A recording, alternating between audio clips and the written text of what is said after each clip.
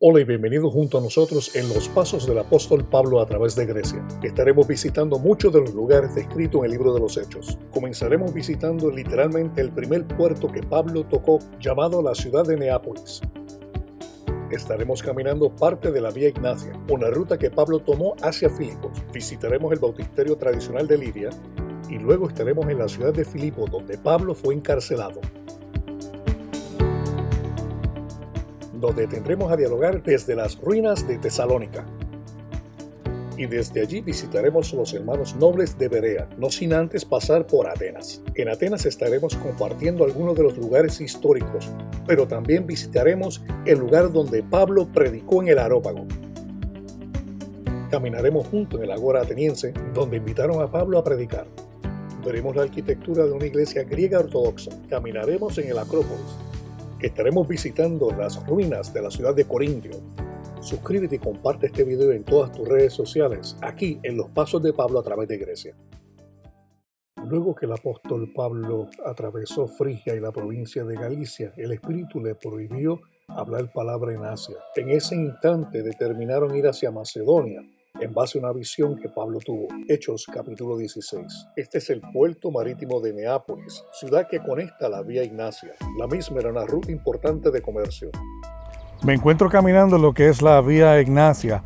Es la misma carretera que el apóstol Pablo utilizó. Esto fue construido por los romanos. Y es interesante de que estoy literalmente en los pasos de Pablo. Todavía al día de hoy pues están las rocas puestas, la carretera está abandonada, pero usted puede venir a visitarlo y se encuentra precisamente en lo que era la ciudad de Neápolis, que fue donde primero Pablo vino a Europa para evangelizar. Y todavía usted puede caminar exactamente por los mismos lugares que los romanos construyeron, y en este caso me encuentro literalmente en la Vía Ignacia yendo hacia Filipos.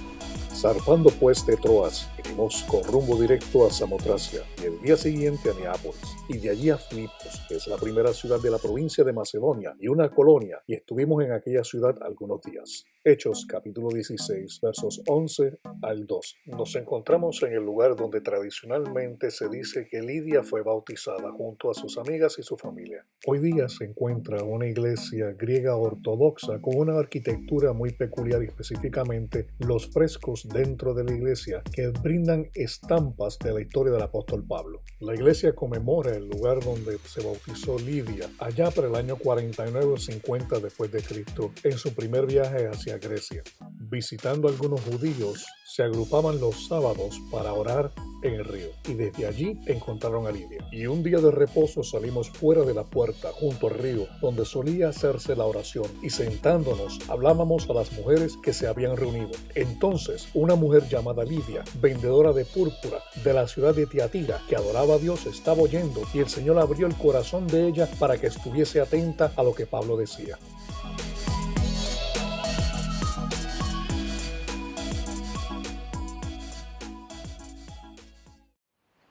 Estoy entrando a la iglesia donde se conmemora el bautismo de Lidia, y aquí hay un hermoso mosaico donde nos menciona la palabra Antioquía, Éfeso, Troas, Neápolis, Filipos, Tesalónica, Berea, Atenas y Corintios, regresando nuevamente a Éfeso. Es un hermoso mosaico que nos presenta a nosotros el transcurso de lo que Pablo realizó, y nosotros en esta serie pues hemos captado desde el momento que llega a Neápolis. Ahora estamos en Filipo, vamos a pasar por Tesalónica, Berea, Atenas y Corintio. Hermoso mosaico que nos da la historia de lo que hizo el apóstol Pablo aquí en Macedonia o Grecia.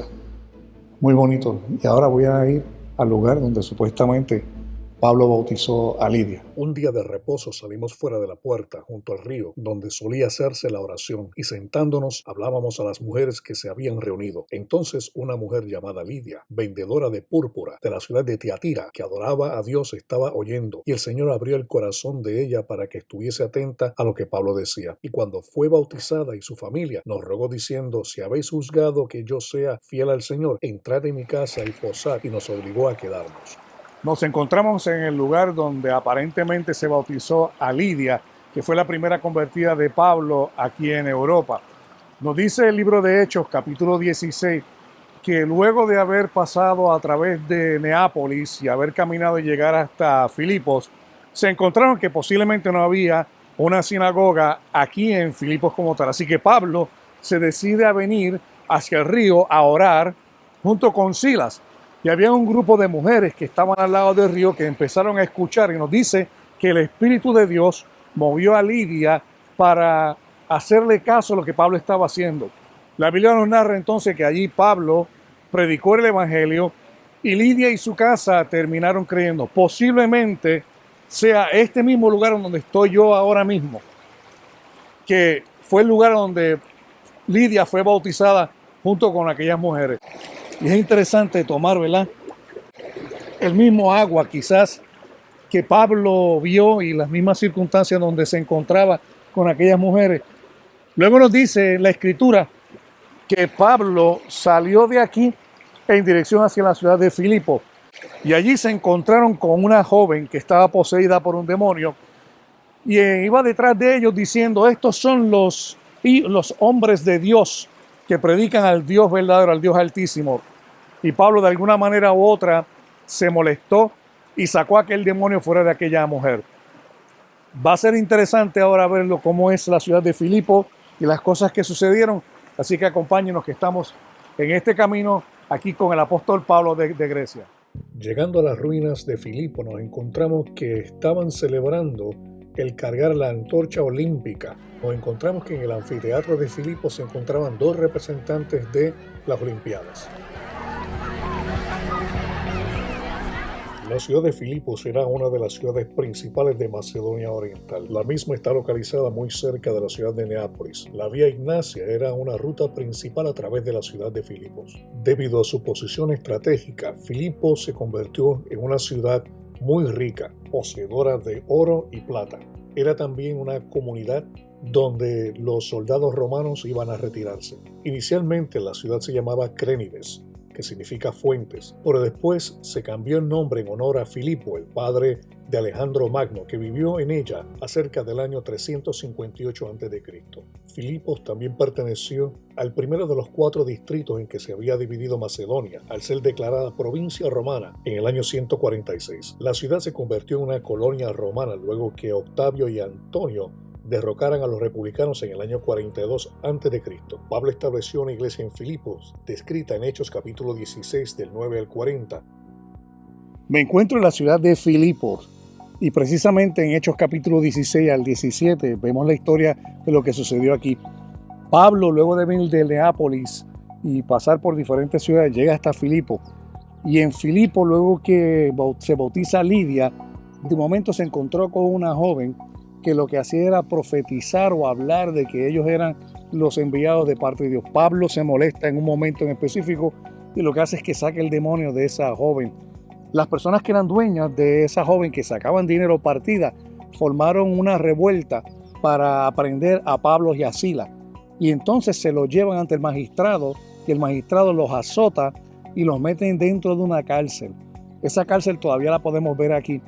Y luego entonces a la medianoche Pablo se encontraba cantando con Silas, y un gran temblor sacudió a la prisión, lo cual se abrieron todas las puertas y los prisioneros se mantuvieron allí. El carcelero se iba a quitar la vida y Pablo le dice: no, no te quites la vida, estamos todos aquí.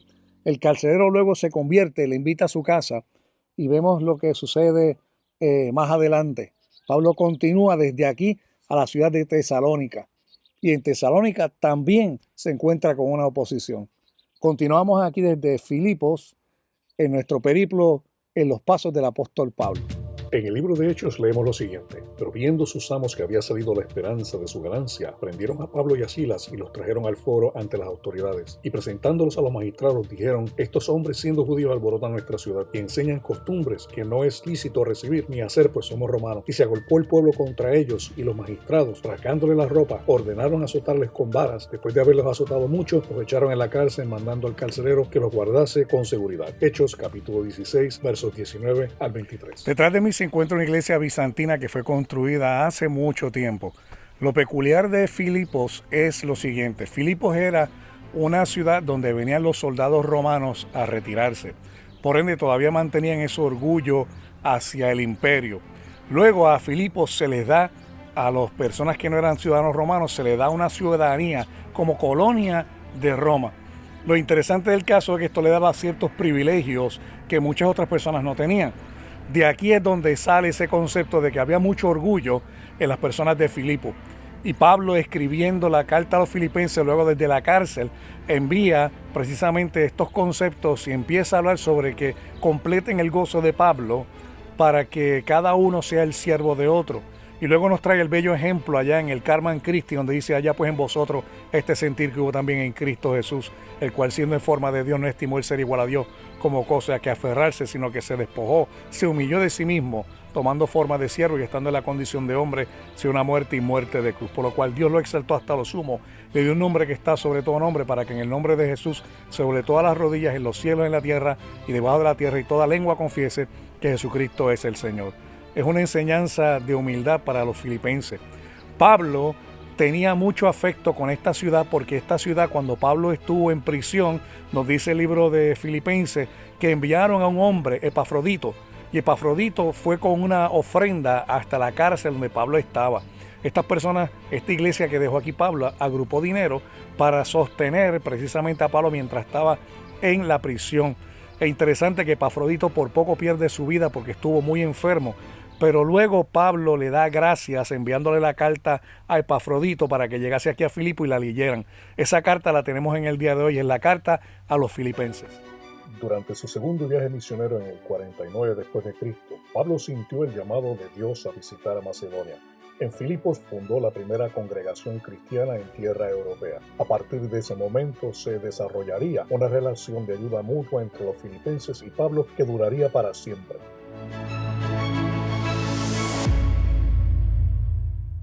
Me encuentro en la silla o en el lugar donde se llama Bema, aquí era donde el magistrado hacía los juicios. Luego que Pablo fue arrestado y Silas, porque habían sacado el demonio de esta muchacha, lo traen aquí y de aquí el magistrado lo enjuician a tal punto que nos dice la Biblia que lo escarmentaron, le dieron con varas y casi ensangrentado, entonces se lo llevan a la prisión que está al lado mío. Muchas veces en procurar llevar el evangelio tenemos que pasar por sufrimiento. Pablo definitivamente pasó por sufrimiento y cuando estamos aquí lo podemos ver desde otra perspectiva. Así que desde aquí, desde este lugar, fue donde se enjuició a Pablo en la silla o en el lugar que se llama Bema. Los magistrados estaban parados detrás de mí mientras el pueblo hacía el juicio y el magistrado encontró a Pablo y a Silas culpables, aún siendo Pablo un ciudadano romano, lo cual no se supone que se hiciese porque un ciudadano romano tenía que darle un juicio para que entonces se defendiera. Y nos llevan a él a la cárcel y luego al otro día, después que sucedió lo que sucedió con el temblor, los magistrados querían sacarle y llevarle y dejarle libre, pero Pablo dijo no, que vengan ellos y nos pidan disculpas públicamente. Y ellos se llenaron de miedo porque sabían que si un ciudadano romano era enjuiciado incorrectamente, ellos y toda su familia también podían ir a la cárcel y ser azotados. Así que Pablo sale de aquí y se dirige entonces hacia Tesalónica.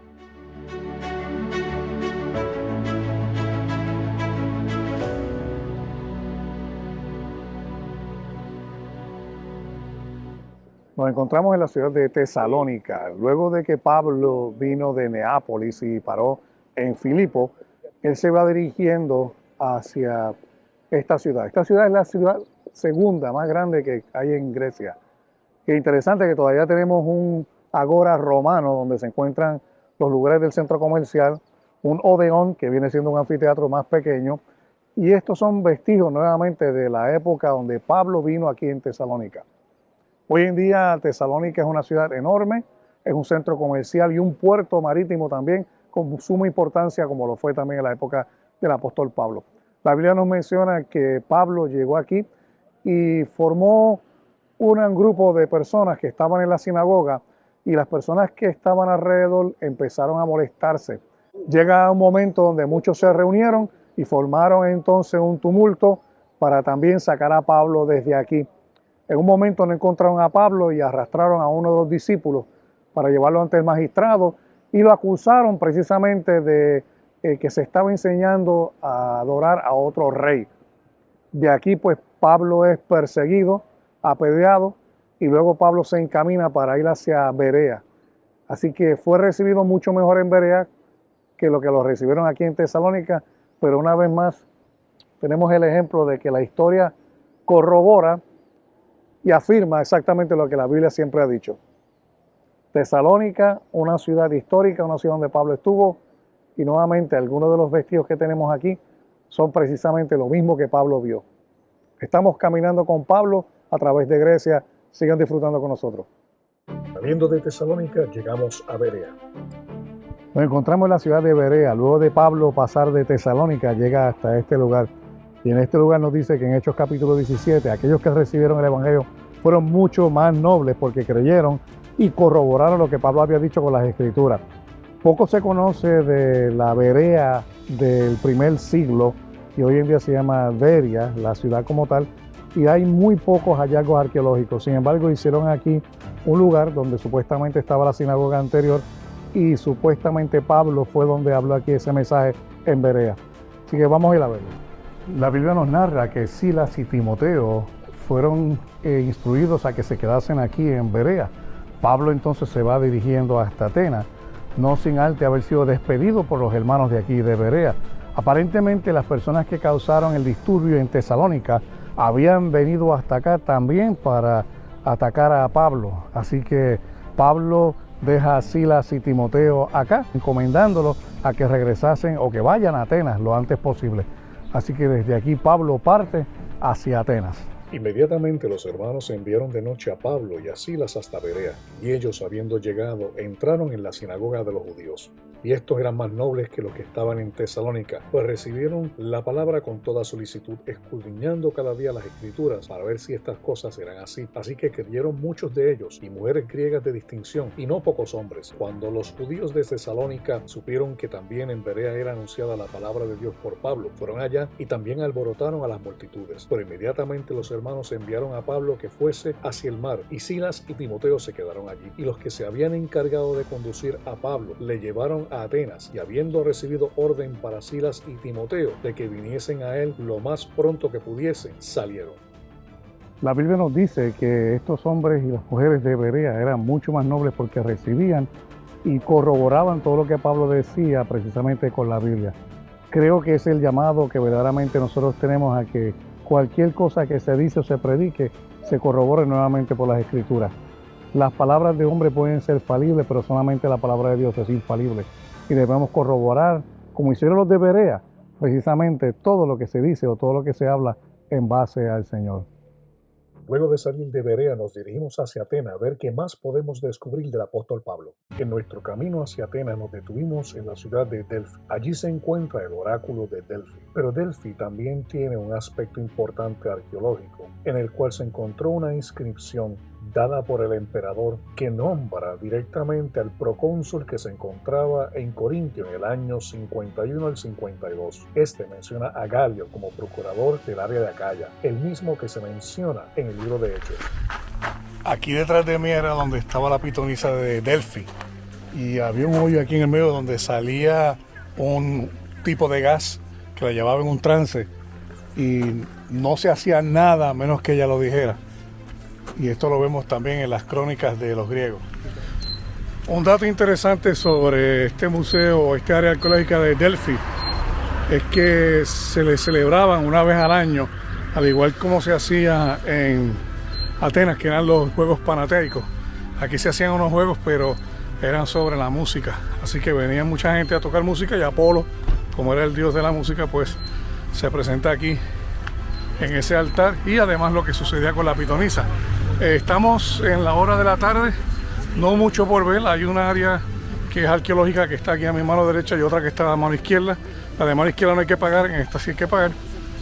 Pero quería venir, ¿verdad? Porque hubo muchos oráculos que se mencionaban y ninguno de ellos era preciso. No es como el caso de las profecías en la Biblia, que la Biblia da datos precisos. Tuve un compañero en la universidad que hizo una tesis doctoral comparando las profecías de Nostradamus con las en la Biblia.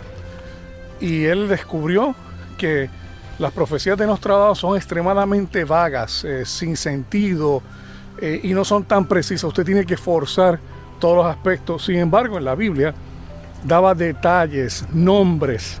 El caso de Ciro, es extremadamente importante reconocer que una de las perspectivas apologéticas de la Biblia es el cumplimiento profético. Y el Dios mismo lo dice, Dios mismo dice en Isaías, que vengan tus profetas y profeticen a ver si pueden decir la verdad. Él es el que sabe los tiempos, es el que sabe el principio, él es el que sabe el fin. Así que yo mirando acá, ¿verdad?, los oráculos de Delfi, y donde esta pitonisa en el templo de Apolo inhalaba unos gases y entraba en un trance para supuestamente decir el futuro, o como muchas personas hacen hoy, que consultan los horóscopos o van a mediums para que le digan el futuro.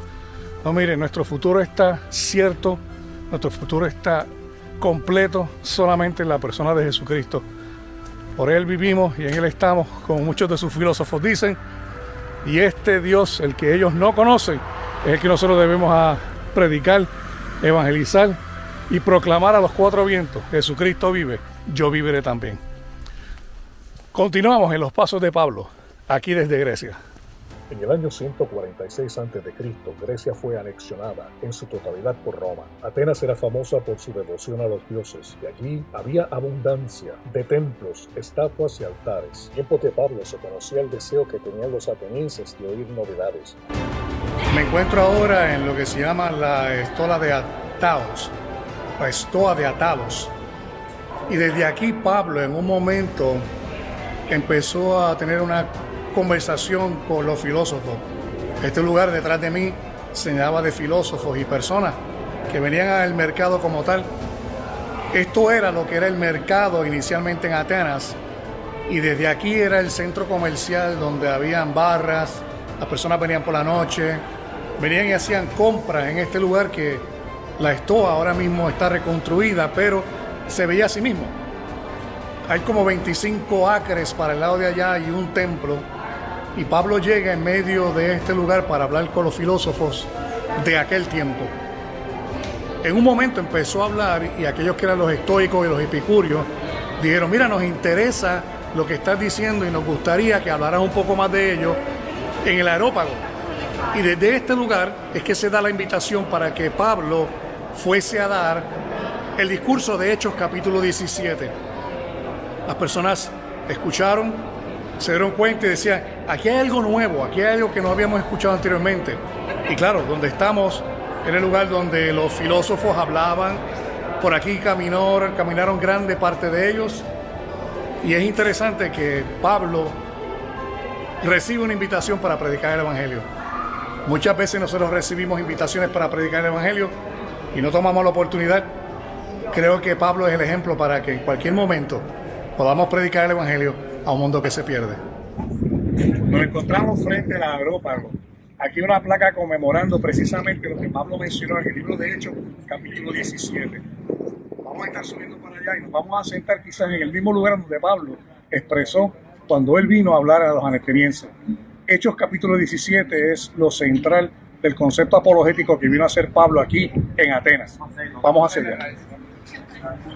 Me encuentro en el Areópago, el lugar donde el apóstol Pablo, en un momento en la historia, se paró aquí a hablar con los filósofos y aquellas personas que estaban dispuestas a escucharlo. Debajo de mí está el Areópago, y en un lugar en específico los filósofos de Grecia, Platón, Aristóteles, Epicurio, los estoicos, Parménides, hablaban de filosofías de la vida.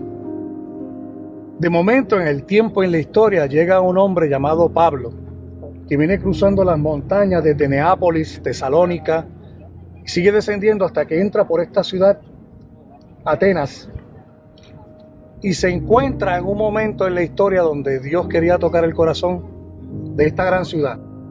El lugar donde florece la cultura, donde florece la inteligencia, donde florece la filosofía. Dios quiere traerle un impacto para a la larga utilizar eso para su gloria.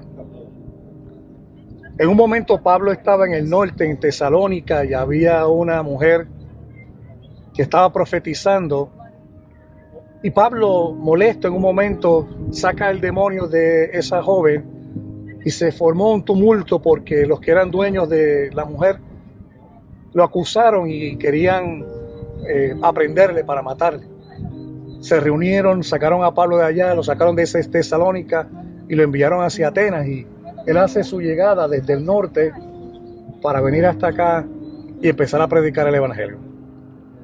El libro de los Hechos, capítulo 17, nos lleva precisamente a ese momento en la historia donde, aquí mismo donde estoy sentado, el apóstol Pablo trajo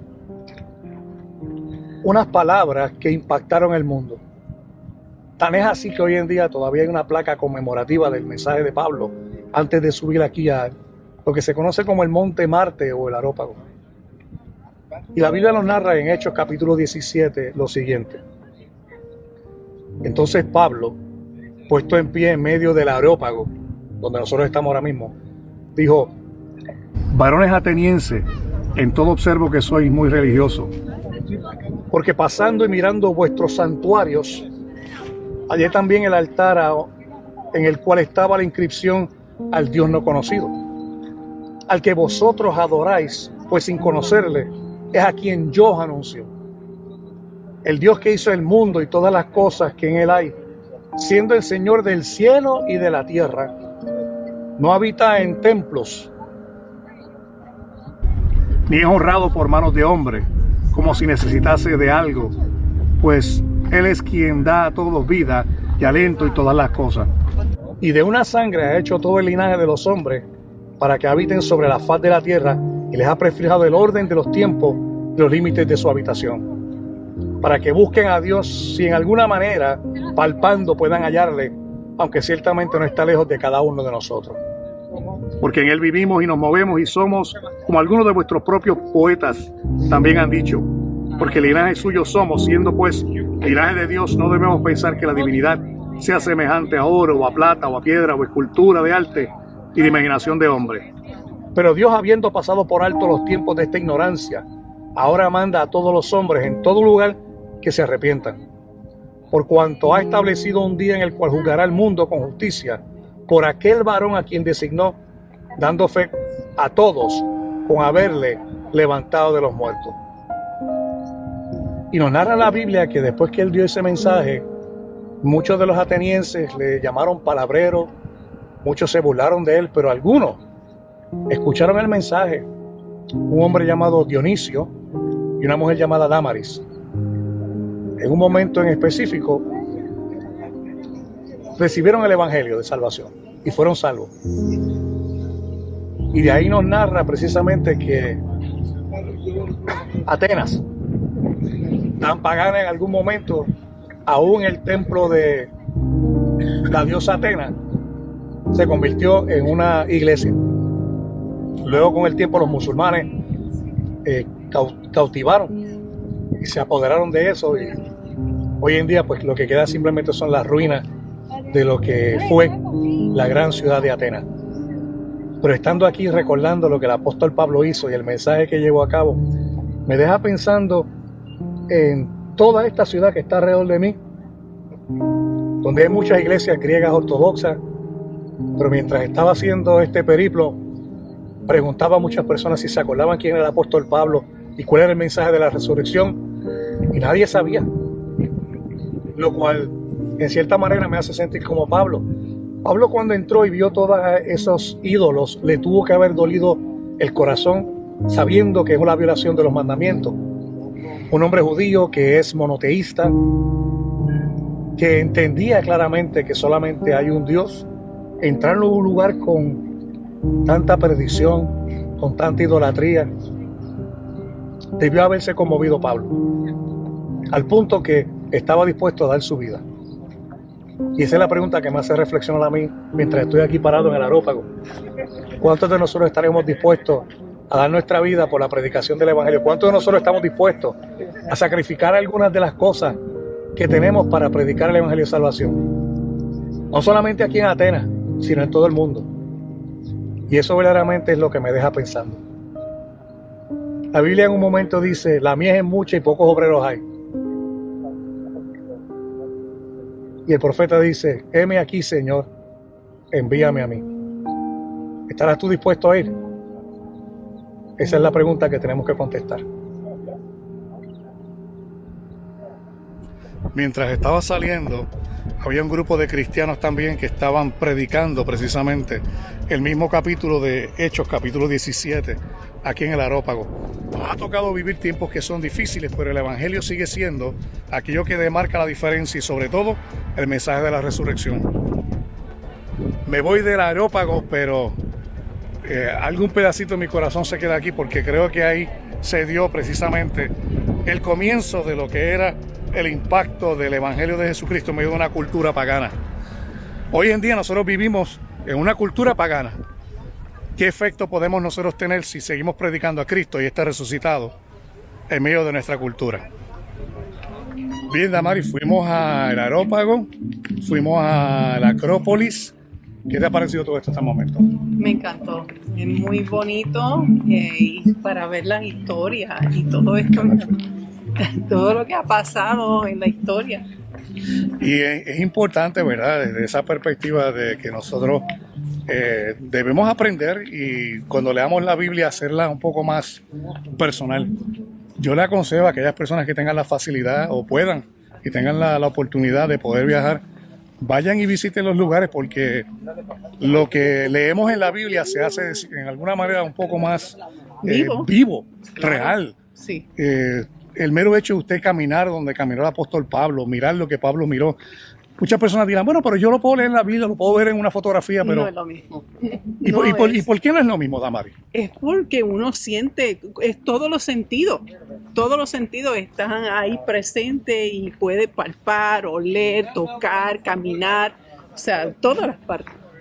O sea, que se envuelve uno en una manera más profunda. Yo creo que de esa manera se graba mucho más en nuestra mente aquellas palabras de la Biblia. Yo me imagino que Hechos capítulo 17 ahora tomará también otra perspectiva para ti, Damari. Claro, porque tiene mi nombre, así que me predicó a una mujer llamada Damaris y mi nombre, así que lo que también me llamó mucho la atención es toda esta gente que la mayoría no conocen, están allí, pero no tienen ese concepto bíblico, qué es lo que sucedió.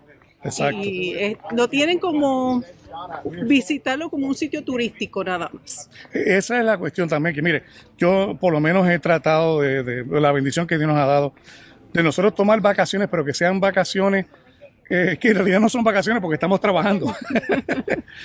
Pero si vamos a trabajar para el Señor, si vamos a trabajar de alguna manera que podamos llevar un mensaje a las personas.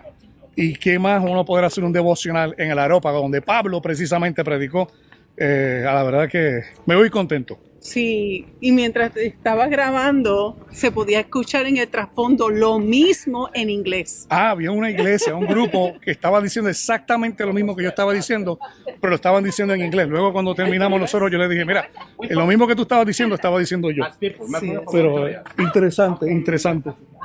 Pues nada, seguimos aquí con nosotros en Los Pasos de Pablo desde Atenas. Nos encontramos caminando una carretera que se llama el Camino Panateático, creo que es la traducción correcta. Y lo que sucedía aquí era que cuando había esa procesión que estábamos hablando allá en el Acrópolis, todas las personas de Atenas se reunían y había una procesión por medio de esta carretera que era la vena principal que conducía desde la ciudad de Atenas detrás de mí a través de esta carretera y llegaba hasta la Acrópolis. Lo que se hacía era que se preparaba una fiesta y la procesión con carretas y las personas a los lados y se traía un toldo, una tela que medía aproximadamente 40 metros. Las personas cargaban esa tela para llevarla hasta el panteón y presentársela como un obsequio a la diosa Atenas. Pero es interesante que aún después de casi 2000 años, todavía vemos personas que caminamos esta carretera, la cual era pagana en aquella época. Hoy en día simplemente lo que vemos son los vestigios, las ruinas de aquello que fue un gran imperio. El mensaje de Jesucristo ha trascendido a través de todos los tiempos. Imperios han caído, hombres han caído, pero todavía la palabra de Dios hace efecto. A tal punto que en esta misma carretera, más adelante, vamos a ver que había un templo pagano y se construye allí la iglesia de San Pablo. Y desde aquí se predicaba el evangelio también en medio de un mundo pagano. Pero lo importante de la predicación del evangelio es que ni las puertas del Hades prevalecerán contra la iglesia del Señor. Luego que Pablo terminó de dar su discurso en el Areópago, allá en el Monte Marte, donde Dionisio y Damaris fueron convertidos, la Biblia nos dice que Pablo se encaminó hacia Corintio. Desde allí, de esta gran ciudad que se convirtió en el centro de entretenimiento del imperio en aquella época, Pablo llega a un momento a llevar el evangelio. Así que nos vamos encaminando ahora hacia Corintio y vamos a ver qué secretos podemos descubrir a medida que vamos viendo este periplo aquí en los pasos de Pablo. La ciudad de Corinto fue refundada por Julio César en el año 44 después de Cristo. Corintio, como un centro de arte y cultura, era renombrada por sus imponentes edificios públicos y estatuas y templos de mármol. La ciudad de Corintio cobró gran importancia como un centro de comercio y transporte internacional con negocios de transbordo. Eventos deportivos de la envergadura de los Juegos Sísmicos veniales atraían a Corinto gran cantidad de aficionados y este turismo deportista generaba importantes ingresos para los comerciantes y artesanos de la región. Este lugar se conoce como Bema o el trono de Bema. Galio, el procónsul de Acadia, era el que estaba a cargo en el tiempo donde Pablo fue acusado. Los judíos en un momento se acercaron hacia el procónsul romano para hacer una acusación de que Pablo estaba llamando a adorar a los dioses, no en la manera como estaba establecida en el imperio. Así que vienen a este lugar que se llama Bema, y cuando empezaron a hacer la acusación en contra de Pablo, Pablo se queda en ese momento observando y el procónsul Galio lo que dice es, si eso tiene que ver con las situaciones de ustedes, que son los hebreos, resuelvan ustedes, yo no tengo que ver nada con esto. No obstante, esto se ha descubierto en el área sur de Corintio y tenemos placa que nos da información exactamente de que aquí efectivamente el procónsul se levantaba y el pueblo escuchaba hacia lo lejos y aquellas personas con alguna acusación eran presentadas públicamente para que luego se llevase un veredicto. Así que tenemos evidencia arqueológica verdaderamente, no solamente de Bema, sino en Corintios, en el lugar donde se acusó a Pablo. Y estamos aquí redescubriendo los pasos de Pablo a través de este viaje que tenemos nosotros en Grecia. Estamos en Corintio, Damaris. Ay, qué lindo saber la ruta que tomó Pablo en Hechos 18.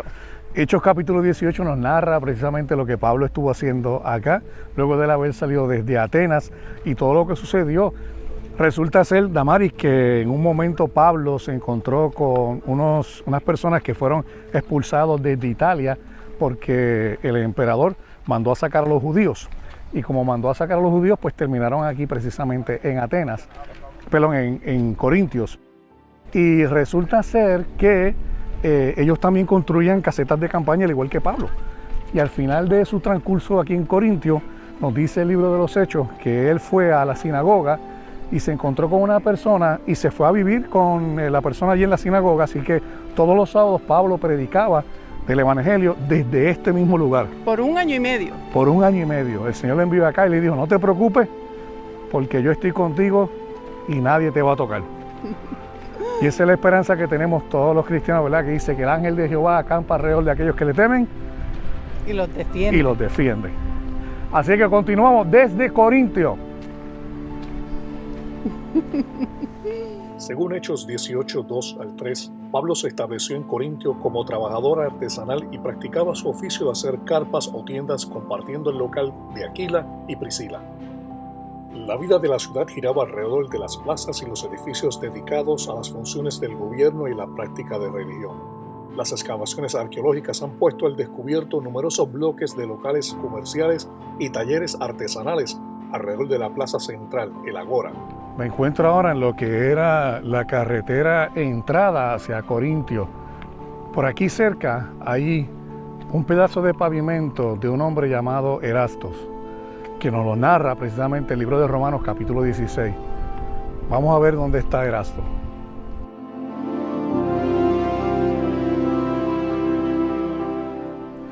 Y precisamente este hombre era el tesorero de Corintio. Y aquí justamente detrás de mí se encuentra el pavimento que él donó precisamente para que las personas caminaran. Otra evidencia más de que la Biblia es contundente de una perspectiva histórica. Tenemos aquí en piedra los vestigios de la historia de la Biblia. Desde la cima del Lago Corintio podemos observar la importancia geográfica que tenía Corintios, pero no solamente tenía una importancia geográfica, sino también la importancia de lo que se predicó allí. Quizás el mensaje más importante que Pablo nos da se dio aquí precisamente en Corintios en el capítulo 15, donde Pablo nos va narrando a nosotros sobre el concepto de la resurrección. Nuevamente, para los corintios el concepto de la resurrección, al igual que los atenienses, les debió haber aparecido como algo totalmente foráneo, algo fuera de este mundo, y ciertamente lo es. Nadie había mencionado de haber resucitado entre los muertos. Pero Pablo trae este mensaje aquí al punto que cambió tantas y tantas almas que el impacto de la resurrección todavía lo vemos aún en nuestros días. La esperanza de la resurrección es una totalmente única. La Biblia dice, porque Él vive, nosotros también viviremos. Y junto a estas estatuas que están aquí, que no tienen vida, digo yo, lo más integral del Evangelio es que como Él resucitó, nosotros también resucitaremos. Es precisamente la resurrección el mensaje central del cristianismo y aquello que da esperanza a un mundo perdido y sin rumbo. Somos llamados a ser piedras vivas para formar parte de ese edificio cuyo fundamento es Jesucristo, el cual nos ha llamado de oscuridad a su luz admirable para proclamar las verdades de este Evangelio.